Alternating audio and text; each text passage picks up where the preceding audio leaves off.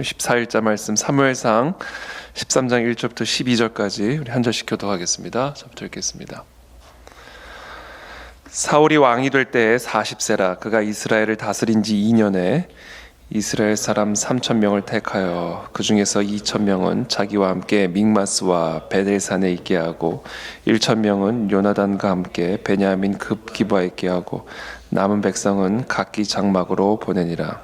요나단이 게바에 있는 블레셋 사람의 수비대를 치매 블레셋 사람이 이를 들은지라. 사울이 온 땅에 나팔을 불어 이르되 히브리 사람들은 들으라 하니 온 이스라엘이 사울이 블레셋 사람들의 수비대를 친 것과 이스라엘이 블레셋 사람들의 미움을 받게 되었다 함을 듣고 그 백성이 길갈로 모여 사울을 따르니라. 블레셋 사람들이 이스라엘과 싸우려고 모였는데 병거가 3만이요 마병이 6,000명이요 백성은 해변에 모래같이 많더라. 그들이 올라와 벳아웬 동쪽 믹마스에 진침해 이스라엘 사람들이 위급함을 보고 절박하여 굴과 수풀과 바위 틈과 은밀한 곳과 웅덩이에 숨으며 어떤 히브리 사람들은 요단을 건너 갓과 길르앗 땅으로 가되 사울은 아직 길갈에 있고 그를 따른 모든 백성은 떨더라. 이레 동안을 기다렸으나 사무엘이 길갈로 오지 아니하매 백성이 사울에게서 흩어지는지라. 사울이 이르되 번제와 화목제물을 이리로 가져오라 하여 번제를 드렸더니 번제 드리기를 마치자 사무엘이 온지라. 사울이 나가 맞으며 문안하매 사무엘이 이르되 왕이 행하신 것이 무엇이냐 하니 사울이 이르되 백성은 내게서 흩어지고 당신은 정한 날 안에 오지 아니하고 블레셋 사람은 믹마스에 모였음을 내가 보았으므로 이에 내가 이르기를 블레셋 사람들이 나를 치러 길갈로 내려오겠거늘 내가 여호와께 은혜를 간구하지 못하였다 하고 부득이하여 번제를 드렸나이다 하니라. 아멘.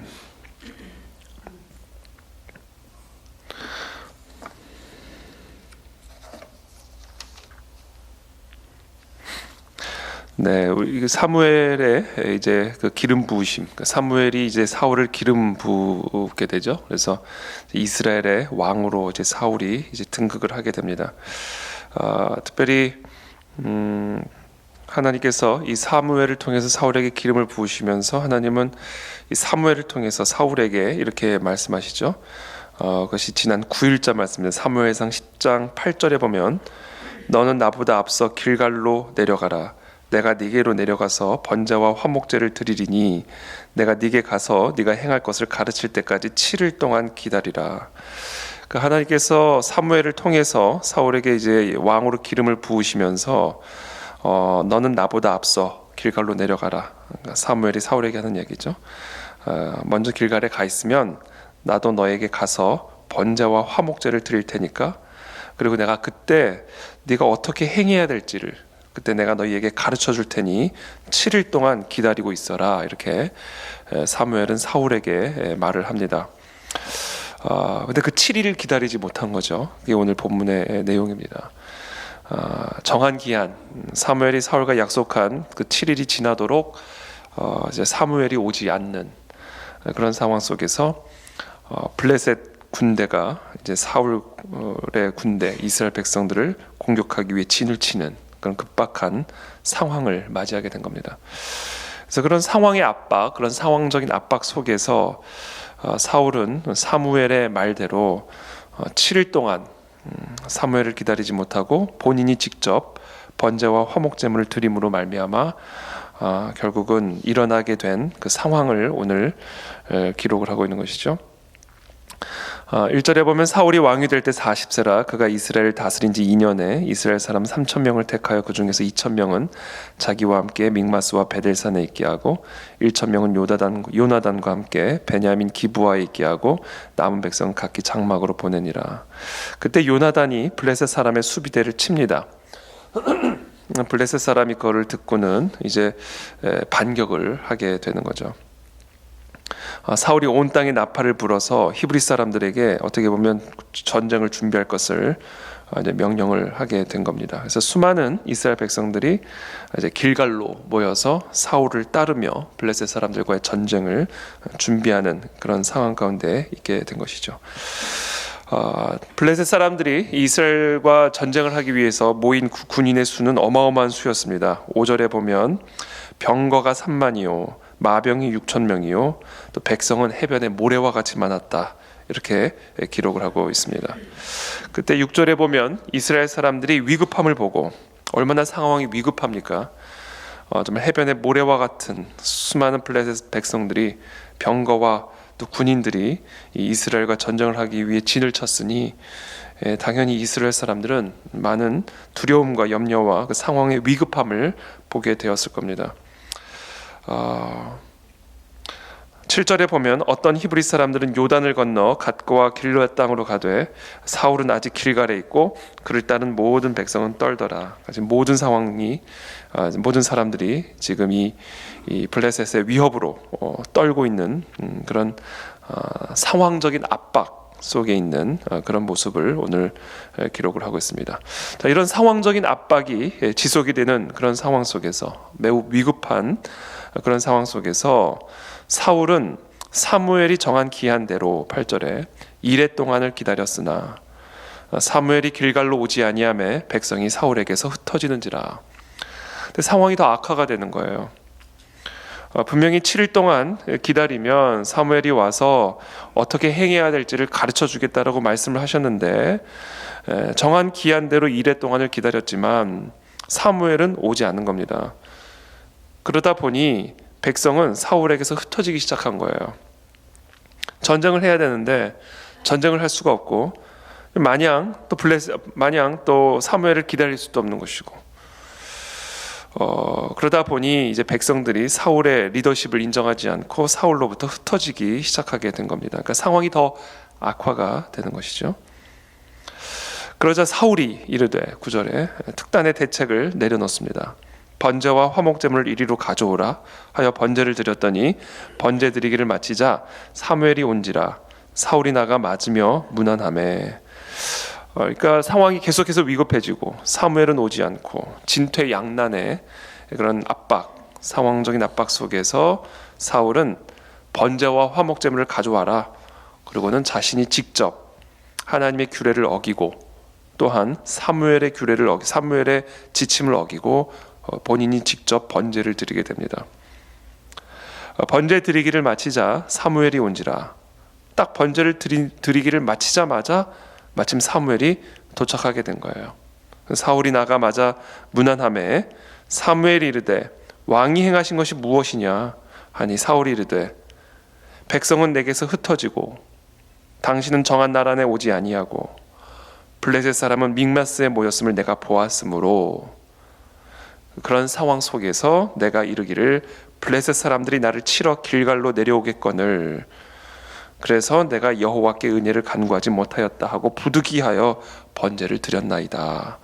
자신이 행한 일에 대한 설명, 좋게 말하면 설명, 나쁘게 말하면 변명을 사무엘에게 지금 하고 있는 내용이 오늘 본문의 내용입니다.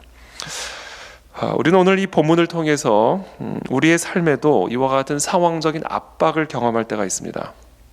다양한 종류의, 오늘은 특별히 민족적인 국가적인 전쟁의 압박이죠.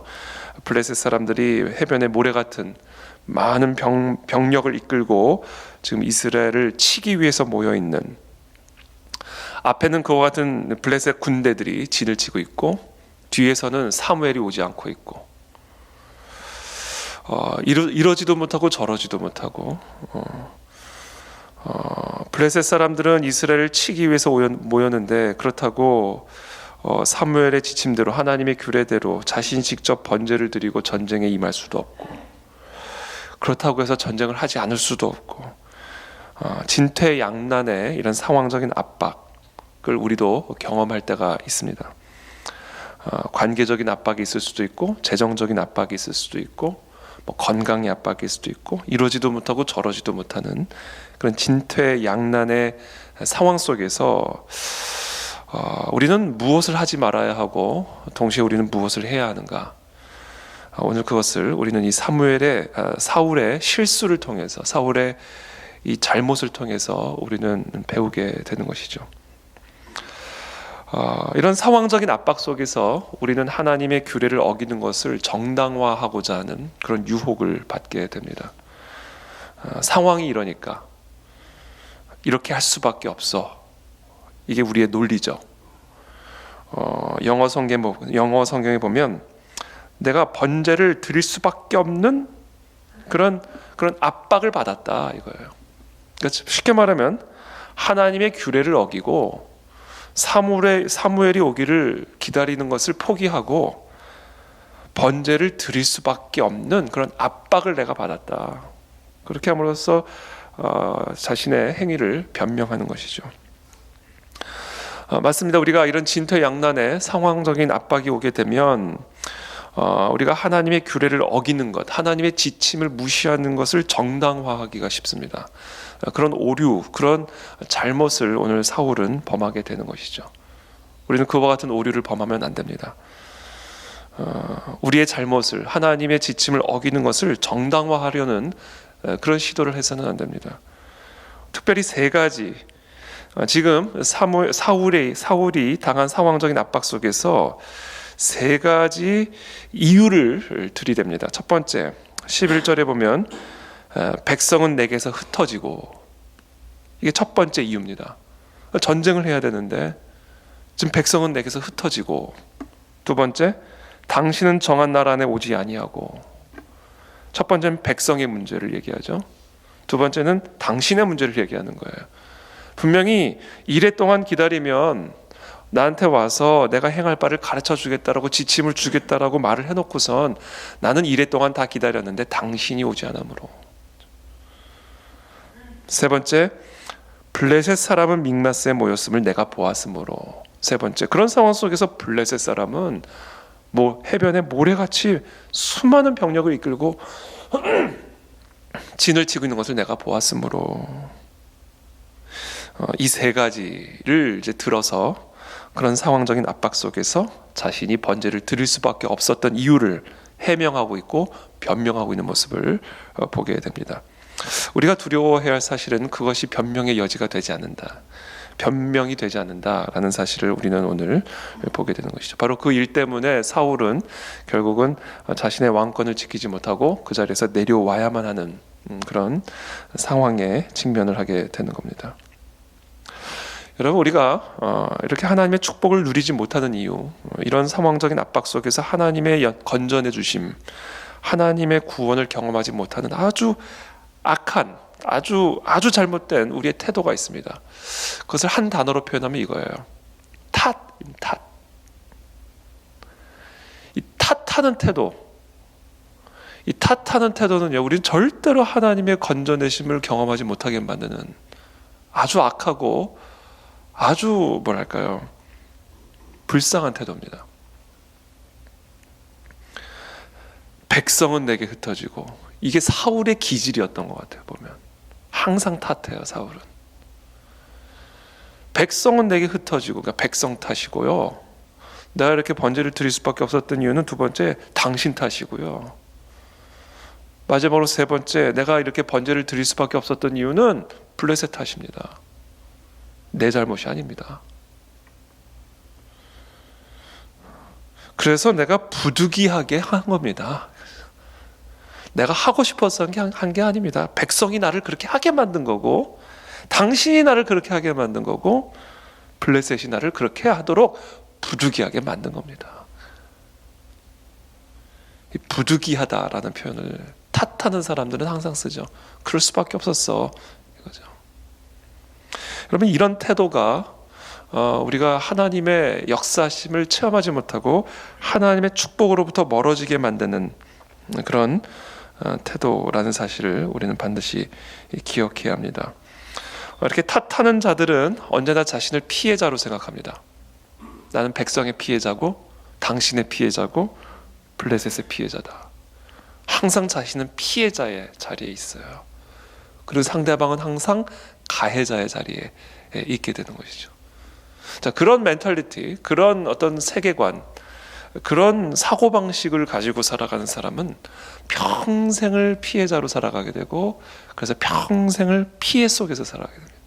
하나님도 가해자가 됩니다. 그런 사람에게는. 그러니까 하나님이 자신의 삶의 가해자가 되기 때문에 그 사람은 절대로 구원자 되신 하나님을 경험할 수가 없습니다. 어떻게 가해자가 구원자가 되겠습니까? 그러니까 이런 의식으로부터 우리는 벗어나야 돼요. 이거는 정말로 잘못된 사고방식입니다. 그것이 바로 사울의 기질이었어요. 아말렉과의 전투에서 모든 것들을 진멸하라 하나님 명령하셨죠. 사울에게. 보기에 좋은 짐승이든 흠이 없는 짐승이든 상관하지 말고 애나 어른이다 다 진멸하라 분명히 하나님이 명령하셨죠. 근데 사울이 보기에 좋은 흠 없는 짐승들은 멸하기를 기뻐하지 않았다 이렇게 합니다. 그리고는 그건 따로 딱 구별을 해놓습니다. 진멸하라 하셨는데 그것을 진멸하지 않고 흠 없는 짐승들은 딱 자기 소유로 딱 이렇게 구별을 해놓죠. 사무엘이 옵니다. 여기저기서 들리는 이 짐승 소리, 이 짐승 울음소리는 무슨 소리입니까? 내가 백성을 두려워하여 내가 진멸하지 못했다 이렇게 얘기합니다. 백성을 두려워. 내가 하나님께 좋은 재물을 드리려고 진멸하지 못했습니다.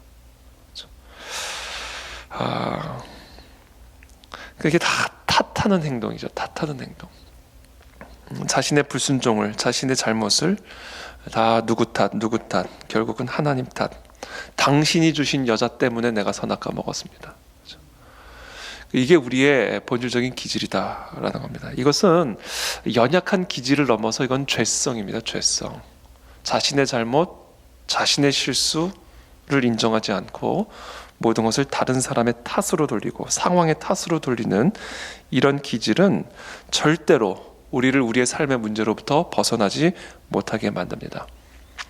자, 그렇다면 이런 상황적인 압박 속에서 상황을 탓할 것이 아니라 나를 압박하는 사람들을 탓할 것이 아니라 이 압박 속에서 나를 떠나는 사람을 탓할 것이 아니라 과연 이런 상황적인 압박 속에서 우리는 어떤 태도를 취해야 할까? 사울은 어떤 태도를 취해야만 했는가? 우리는 어떻게 이런 상황적인 압박을 극복하여 상황에 끌려가는 자가 아닌 상황을 끌고 가는 자가 될 수 있을까? 상황을 따라가지 말고 어떻게 하나님을 따라가는 자가 될 수 있을까? 여러분, 상황의 노예가 되지 말고 상황을 정복하게 되기를 축복합니다. 상황의 노예가 되지 마십시오. 상황의 주인이 되십시오. 그러기 위해서 우리가 해야 할 일이 있습니다. 첫 번째, 그 상황 속에서 상황의 노예가 되지 않고 상황을 끌고 가기 위해서, 상황을 정복하기 위해서 우리가 해야 할 일이 있습니다. 첫 번째, 심호흡을 하십시오. 호흡 조절을 하셔야 됩니다. 호흡 조절에 실패를 할 때 행동이 나갑니다. 심장이 두근두근 거리면요, 이게 뭐라도 해야 되는 우왕좌왕하는 행동들이 나오게 되는 것이죠.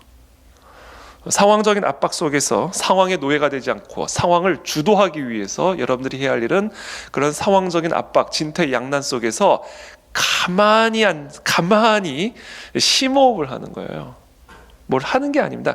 가만히 있는 게 우리가 해야 할 일이다라는 것이죠. 그러면서 우리의 마음과 감정과 생각을 가라앉히는 겁니다. 회오리처럼 막 휘모는 생각, 마음, 감정들을 잠잠하게 만드는 것이죠. 잠잠하게. 그런 시간을 확보하셔야 됩니다. 그러면 그냥 가만히 심호흡만 하는가? 그럼 뭐 명상을 하라는 말인가? 아니에요. 가만히 심호흡을 하면서 우리의 마음과 감정과 생각을 상황 앞에서 뛰놀고 있는, 휘몰아치는 마음과 감정과 생각을 가라앉히면서 우리의 마음과 생각을 하나에 집중을 하는 겁니다. 여러분, 마음과 감정과 생각을 가라앉히기 위해서는 무엇을 해야 되냐면요, 이것을 하나의 생각에 집중을 시켜야 돼요. 뭐 어디에 집중을 시키는가? 하나님이 모든 것의 주관자다. 전쟁은 여호와께 속한 것이다. 모든 상황은 하나님의 컨트롤 안에 있다. 내가 지금 무엇을 안 한다 해도 이 모든 것은 하나님의 손 안에서 하나님이 주관하고 계시고 하나님이 일하고 계신다 라고 하는 사실, 그리고 그 하나님에게 우리의 모든 마음과 감정과 생각을 집중시키는 거예요. 이게 예배입니다. 그래서 골방의 시간이 반드시 필요하다. 상황적인 압박을 만나셨습니까? 골방에 들어가시게 되기를 축복합니다. 묵상의 자리로 나가시길 축복합니다. 그게 이 홍해 앞에서 이스라엘 백성들이 행했던 일이에요. 모세가. 이 모세의 리더십, 사울의 리더십과는 정반대죠. 사울의 리더십과는 정반대. 모세는 이 진퇴양난이에요. 앞에는 홍해가 있어요. 이거는 뭐 건널 수가 없는 넘실거리는 홍해가 있습니다. 뒤에서는 지금 애굽의 군대가 따라옵니다. 진퇴양난의 상황적인 압박 속에서 모세는 자기 마음대로 행하지 않았어요. 이스라엘 백성들에게 이렇게 명령합니다. 사울이 이스라엘 백성들에게 이렇게 명령했어야 되는 거예요.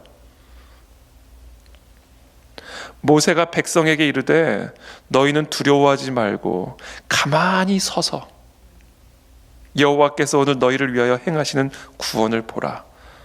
너희가 오늘 본 애굽 사람을 영원히 다시 보지 아니하리라. 여호와께서 너희를 위하여 싸우시리니 너희는 가만히 있을지니라. 이게 우리가 해야 할 일이고 사울이 했어야 되는 일이에요. 이게 사울의 리더십이었어야만 하는 겁니다. 이게 모세의 리더십이에요. 이게 우리의 리더십이 되어야 됩니다. 여러분들의 직장에, 여러분들의 가정에, 여러분들의 삶에 이와 같은 진퇴양난의 상황적인 압박을 만나셨습니까? 오늘 이 모세의 리더십을 배우시기를 바랍니다. 너희는 두려워하지 말고 가만히 서서 여호와께서 오늘 너희를 위하여 행하시는 구원을 보라. 너희가 오늘 본 애굽 사람을 영원히 다시 보지 아니하리라. 여호와께서 너희를 위하여 싸우시리니 너희는 가만히 있을지니라. 여러분, 이게 그냥 가만히 있으란 얘기가 아니잖아요. 그냥 심호흡만 하고 있으란 얘기가 아니잖아요. 우리를 위해서 싸우시는, 모든 것을 주관하시고 다스리시는 여호와 하나님을 바라봄으로써 가만히 있으라는 말이잖아요.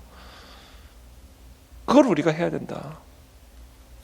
그것이 우리가 우리의 삶 속에서 경험하게 되는 상황적인 압박을 이기고 상황의 노예가 되지 않냐고 상황을 정복하고 상황에 끌려다니는 자가 아니라 상황을 끌고 갈 수 있는 자가 되는 것이다. 거기 우리 삶의 비결이 있는 겁니다. 그 다음 우리가 할 일이 있습니다. 그 다음 우리가 해야 할 일이 있어요. 그게 뭐냐면 그렇게 하나님을 바라보잖아요.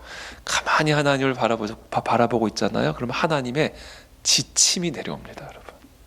하늘에서부터 이렇게 하늘의 지침이 내려와. 이렇게 하라, 이렇게 해라, 저렇게 해라. 지침이 내려와요. 그 지침을 기다려야 돼요. 그 지침이 정한 기일이 지나더라도 기다리고 있어야 되는 거예요. 물론 7일 내로 오겠다 사무엘이 얘기를 했어요. 그러나 오지 않으면 올 때까지 기다려야 돼요. 사무엘은 하나님의 지침을 가지고 오는 사람이었으니까. 근데 기일이 지나고 상황은 계속해서 악해지니까 하나님의 지침 없이 그냥 자기가 번제를 드려버리게 되는 거예요. 모세가 가만히 있어 여호와 하나님 됨을 알지어다. 너희를 위하여 여호와께서 싸울 것이다. 그러고 있으니까 그 다음 구절에 뭐라고 나와요? 출애굽기 14장 15절에 여호와께서 모세에게 이르시되 너는 어찌하여 내게 부르짖느냐? 이스라엘 자손에게 명령하여 앞으로 나아가게 하고 지팡이를 들고 손을 바다 위로 내밀어 그것이 갈라지게 하라. 이스라엘 자손이 바다 가운데에서 마른 땅으로 행하리라. 정확한 지침이 나오잖아요. 먼저 앞으로 가라. 홍해를 두려워하지 말고 앞으로 나아가라. 그리고 너는 지팡이를 들고 손을 바다 위로 내밀어 그것이 갈라지게 하라. 정확한 지침이 나오잖아요. 그 지침대로 하면 홍해가 갈라지는 거예요, 여러분. 그 지침대로 하면 뭐 해변의 모래와 같은 수많은 병력이라 할지라도 그냥 모래가 되는 거예요. 이게 하나님의 지침입니다, 여러분. 이게 하나님의 지침. 이게 모든 전쟁이 하나님에게 속해 있다라는 것의 의미예요. 하나님의 지침대로 하면 하나님이 모든 것을 해결하시는 것이다. 이게 모든 전쟁은 여호와께 속하였으니 너희는 잠잠히 가만히 있어 심호흡을 하며 너희의 모든 마음과 감정을 가라앉히고 하나님의 하나님 되심을 알지어다. 이것이 바로 모세의 리더십이었고 사울에게는 바로 이것이 없었던 겁니다. 그러니까 그 자리에서 내려와야 되는 거예요.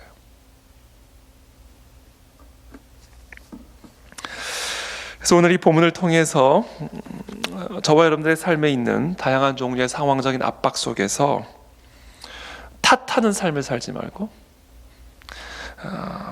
그래서 부득이하게 행할 수밖에 없었다라는 이 변명에 일관된 상황의 노예와 같은 상황에 삼켜지는 인생을 살지 말고, 그런 상황 속에서 우리의 마음과 감정을 추스리고 가라앉히며 심호흡을 하며 하나님의 하나님 되심을 바라보며 하나님으로부터 지침을 받아 행동하는, 그리고 이끌어갈 수 있는, 그래서 상황을 정복하고 상황을 다스리는 그런 하나님의 사람이 되시기를 예수 그리스도의 이름으로 축복합니다. 함께 제가 기도하겠습니다. 살아계신 하나님, 오늘 이 시간 기도합니다. 하나님, 우리의 삶에 다양한 종류의 상황적인 압박, 동서남북이 다 가로막힌 것과 같은 진퇴양난의 그런 어려움들을 경험할 때가 있습니다. 백성들은 나를 다 떠나고, 또 도움은 정한 시간 내에 오지 아니하고, 나를 위협하는 블레셋은 날마다 더 강해지는 이런 진퇴양난의 상황 속에서 하나님, 탓하는 삶으로, 변명하는 삶으로 일관하지 않고 상황에 끌려가는 그런 삶을 살아가지 아니하고, 오늘 하나님께서 모세에게 보여주셨듯이, 모세에게 말씀하셨듯이, 또 모세를 통해서 우리에게 보여주셨듯이 우리의 마음과 감정을 가라앉히고 가만히 서서 모든 전쟁은 여호와께 속해 있음을 인정하고 하나님의 하나님 되심을 바라보며 하나님의 지침을 받아 행동하는, 그래서 상황을 정복하고 상황을 이끌어갈 수 있는 그런 거룩한 믿음의 리더십을 우리 모두에게 허락하여 주시기를 간구드립니다. 그래서 오늘 하루도 그와 같은 여호와 하나님과 동행함으로 모든 것을 다스리고 모든 것을 이겨내며 모든 것을 감당할 수 있는, 상황의 노예가 아닌 상황의 주인으로 서는 우리 모두의 삶이 되어지도록 우리 모두를 축복하여 주시옵소서.